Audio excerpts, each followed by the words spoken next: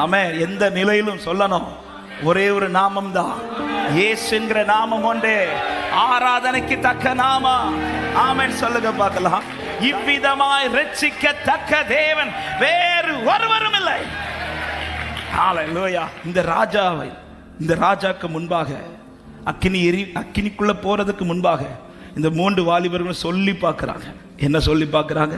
நாங்கள் ஆராதிக்கிற தேவன் எங்களை விடுவிக்க வல்லவர், விடுவிக்காமற் போனாலும் நாங்கள் அவரை தான்.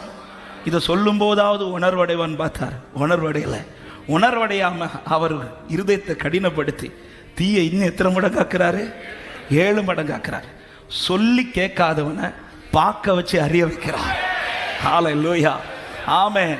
பலருக்கு சொல்லிட்டே இருக்கிறீங்க, உங்க குடும்பத்துல சொல்லி கேட்கல, சீக்கிரத்துல பார்க்க வச்சு சொல்ல வைக்க போகிறார்.